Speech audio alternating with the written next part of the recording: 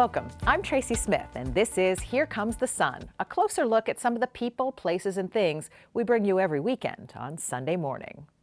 Actor Michelle Yeoh, the powerhouse lead in Everything Everywhere All at Once, is hitting a new career high in her 60s after decades in front of the camera. As Seth Doane found out, she hopes to show Hollywood that age doesn't have to slow women down. You've had a rich career. Oh, I had a spectacular career. But you know, you don't want it to just slow down or end because you have gotten to a certain age.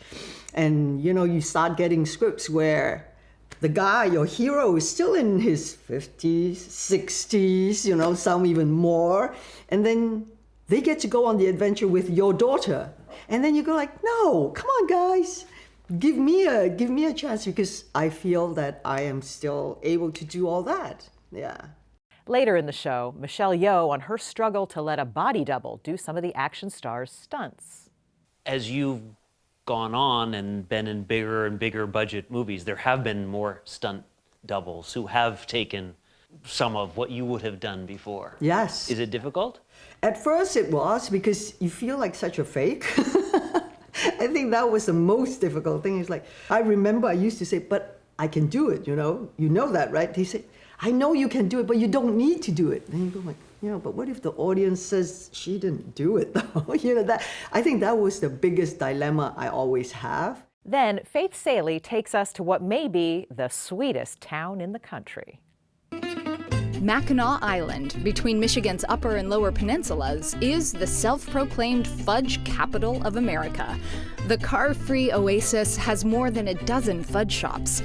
During the summer, fudge-loving tourists, affectionately called fudgies, flood the island. To meet the demand, each shop can make up to 500 pounds a day. That's all coming up right here on Here Comes the Sun.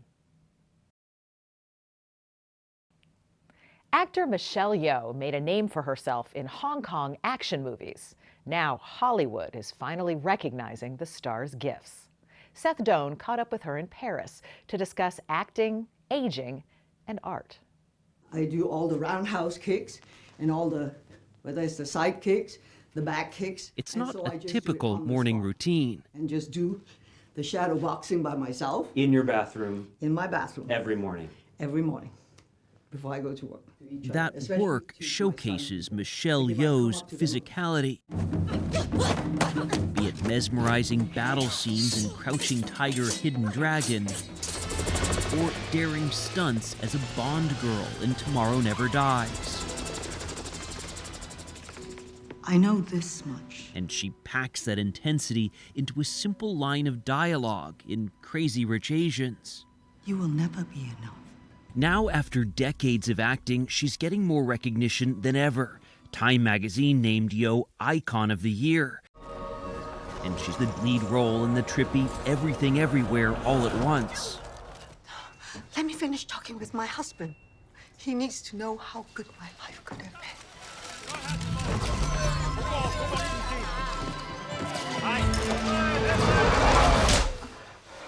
Is it true that the part was originally written as a male lead? That it was it was written for Jackie Chan. Yes, because he texted me and he said, hey, congratulations on your film. Do you know your directors came to look for me first? I said, yes, bro, I know. You did know. And so then I said, you're lost, bro, thank you. It's quite an odyssey for a ballet dancer from Malaysia who saw parallels in her training. Moving, like in dance, you go 1, 2, 3, 1, 2, 3. In martial arts, like 1, 2, 3, 4. She found a way to cut her own path into film via 1980s Hong Kong martial arts movies. Now, in Everything Everywhere All at Once, she plays an unlikely universe-hopping superhero. I hadn't read anything that was so original. It really had everything and everywhere I wanted to go as an actor. You play so many different parts in that one role. A completely different person, completely different role. But how is that as an actor? What are the mechanics of switching like that? Challenging. The film requires both mental and punishing physical acrobatics. The actor, famous for doing her own stunts, starts each day with a sort of meditation apology. Please forgive me. I'm sorry. Thank you. I love you. This body takes a lot of bumps and bruises, so that is my way of saying thank you to it. So all these kind of things. She showed us her stretching routine, which starts before she gets out of bed. It's like you must know your body. Yeoh seems to defy aging, but was still surprised to get this role. It was amazing to think that at this point in my career, because, you know, it's like the older you get, they see you by your age rather than see you by your capability. But she says the directing duo known as the Daniels saw it differently. They thought, you know, she can do this. If anybody can in our industry, who can fight, who can be funny, who can, be dramatic and sincere and all those kind of things, we believe Michelle will be able to do it. And to receive that, you don't know how joyful.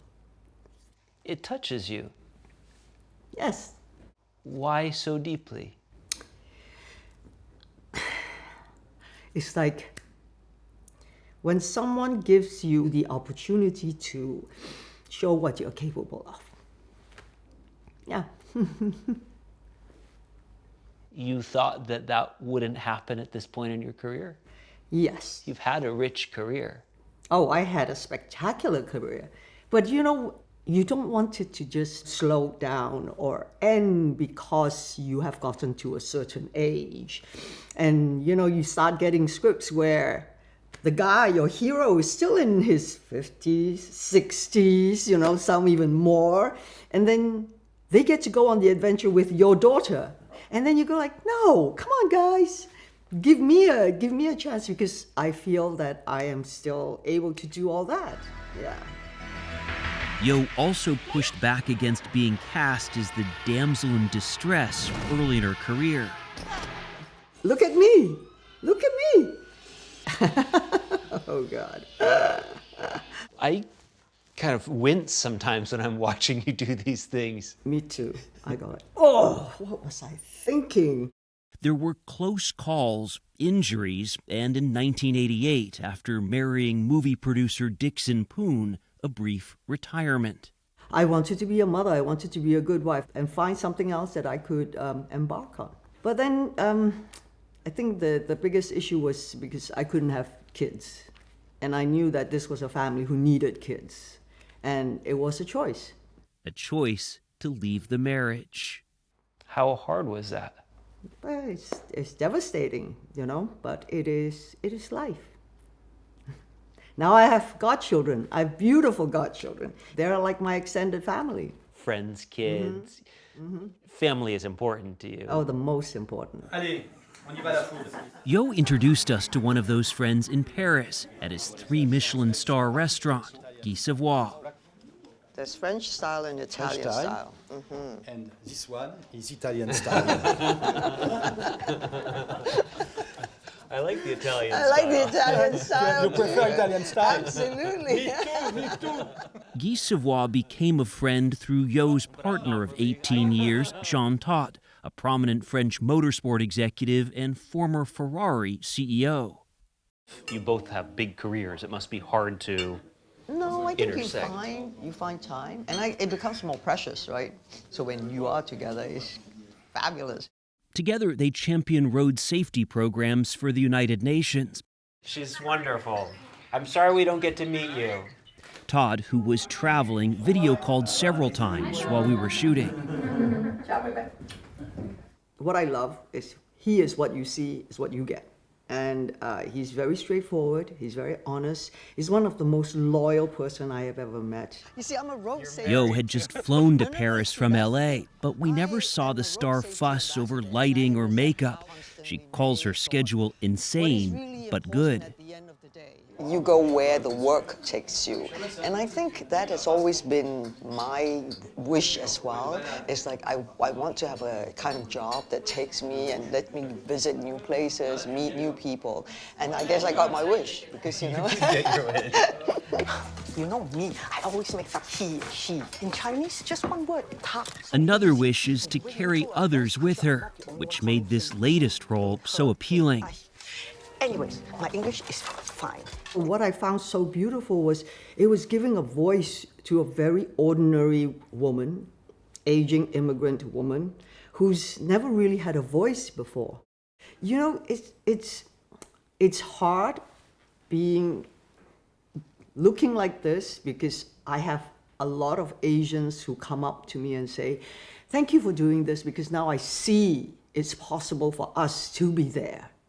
So it is very important because what we're giving to all the Asian faces is that we're not invisible. She's hardly invisible today. Yes, that's both a responsibility and something to relish. It's so fun. You know, now when I go on the streets and the younger kids, they're shy, but they'll walk up and say, we think you're cool. Can we do a picture with you? And I'm like, yes. Up next, an exclusive excerpt from Michelle Yeoh's chat. You can only see right here on CBS News Streaming. Stay with us. But you know, throw me Spielberg, man, throw me Scorsese. As promised, here's more from Seth Doane's conversation with Michelle Yeoh. Can we do a quick getting to know you rapid fire questions? Sure. Favorite city? Oh, you get me into trouble. Oh, God. Not saying. Okay. Second rapid fire, not rapid fire question. Biggest weakness? Biggest weakness? Red wine. Ooh, my next question is going to be favorite drink. Are they the same? Yeah, they're the same. All right, then champagne, rosé champagne. Biggest regret? That's a very good one because I never think of that. I don't try to regret anything. I just move on. But if one thing I would say, I wish I learned Mandarin when I was a kid. I know how to write it. You have a bunch of home is in a number of places right now. I used to live in Hong Kong because that's where I started my career. And then because of Jean, we sort of lived between Geneva, that's our main residence for him, and we have a place because he's French in Paris, and then my family in Malaysia where I live as well, but I haven't really lived there because I don't work from there, but I'm a Malaysian. You grew up in a mining town in Malaysia. Ipoh, Malaysia. When you think back to growing up in Malaysia, what are the memories? Oh, I loved it. I think I was a little bit of a playboy. Did I say playboy? You said a bit of a playboy. I don't know. Maybe this is a new chapter. No, tomboy. Maybe I was a bit of a playboy. It's just now coming out. I don't know. Like, wow, we're breaking some new ground. I really wanted to be James Bond. Okay, when I was a kid, I wanted to be Tarzan. So now you got it. So. You were a tomboy. Yeah, totally. Because my dad was a very outgoing nature person. He loved fishing, so we would go to the sea almost every other weekend. We would live like with a generator. We'd be in the middle of an ocean on those kelongs where it's just a platform launched into the seabed where the fish will come into the nets and things, and then we would go out on a boat and fish. So we lived a very nature sense of growing up. And in Ipoh, where I am, we have like the mountainsides, the hillsides around us. So I would go hiking in the morning, and then we have Cameron Highlands, which is not far away, and then we have the sea. So I was a nature child. I was a complete outdoor person. I used to climb trees. I think the only thing that gave me a sense where I was like the girl was because I loved ballet. So going to ballet class, putting on that little tutu. That was my saving grace. Saving grace from your mother's perspective, at least. Yes. But my mother was very outgoing as well, because, you know, she played badminton until she was in her 70s, you know.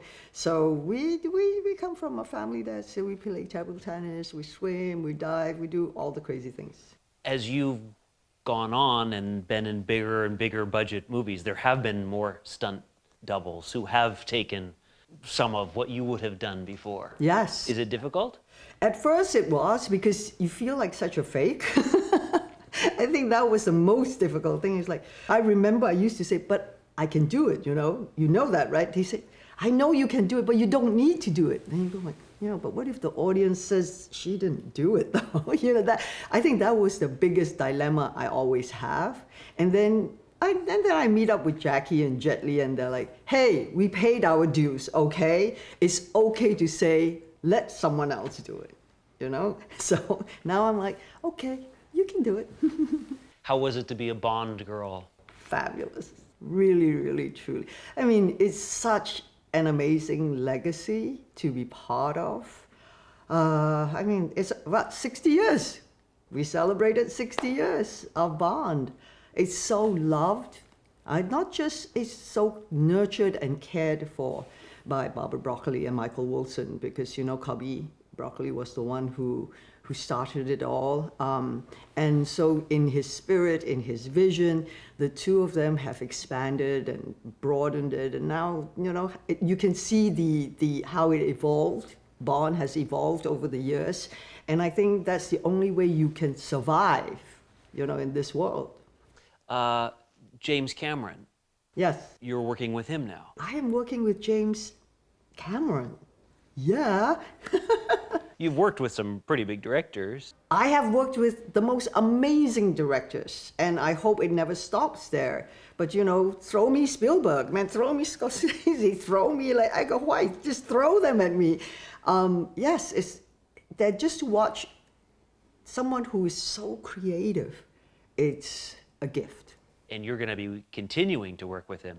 These Avatar sequels come out every couple of years? Huh? Just know that I'm working with him, okay? But it has been reported that you're going to be in each of these films, each of these Avatar. I will be in there. And they continue. There are several of them. Yes, that's 2, 3, 4, and 5, I think. Yeah. But I don't know which one. But this is a major ongoing commitment. Yes. I think that's the thing, is like if you find something you love, it's nice that it's ongoing, because it creates such a sense of stability, and especially when you are with a family that has been there and for good reasons, it's a real gift to be part of that. Up next, America's fudge capital.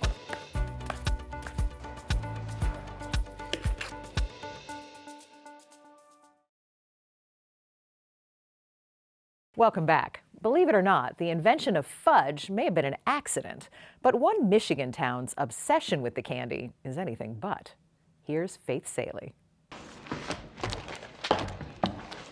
Original Murdick Fudge has been in operation since 1887, when it first opened its doors on Michigan's Mackinac Island. Fudge is kind of king in Michigan. Bob Benzer is now the owner.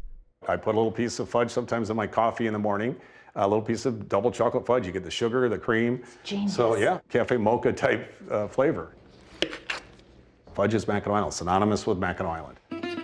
Mackinac Island, between Michigan's upper and lower peninsulas, is the self-proclaimed fudge capital of America. The car-free oasis has more than a dozen fudge shops. During the summer, fudge-loving tourists, affectionately called fudgies, flood the island. To meet the demand, each shop can make up to 500 pounds a day. But even when temperatures and tourism cool, fudge remains a hot item. That appetite for fudge dates back more than a century. Pour into grease pans and mark off into squares. So definitely sounds like fudge. Joyce White is a food historian. We met her at the Maryland Center for History and Culture in Baltimore. Fudge is actually based on a recipe for chocolate caramels, which was very, very similar. What probably happened is that there was someone in Baltimore messed it up, fadged it. Fadge is a word that means you messed up. I fadged it, or I fudged it. Yeah. Nowadays, we'd use a different F word to say that, right? Yes, yes. By 1888, that Baltimore recipe was passed along to a student at Vassar College, then all women, in Poughkeepsie, New York. Women would make fudge in their dorm rooms doing something against the rules in the late evenings and trying to get away with something not condoned in the rule book. At the same time, men at men's colleges were out carousing. It was a woman's way of being rebellious, you know, cooking in the dorm at night. Open flame, after hours. Absolutely not breaking the nutritious. rules. Right, breaking every rule in a way that was still considered ladylike. Ladylike, right. Yeah.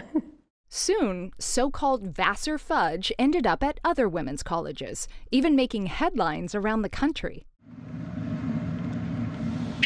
Fast forward a century, and the recipe for fudge hasn't changed much. Sugar, milk, butter, and chocolate mixed, poured onto a marble slab, then worked until the mixture solidifies. Here at original Murdick's St. Ignace location, veteran fudge maker Carnell Samuels turns the 45-minute process into a 30-pound loaf of fudge. Down and out. Just grab it so. Scoop. All right. Right here? There you go. So push. Look at that. You're a good teacher. Making fudge is certainly harder than it looks, but if its history has taught us anything, it's that mistakes can be sweet, any way you slice it.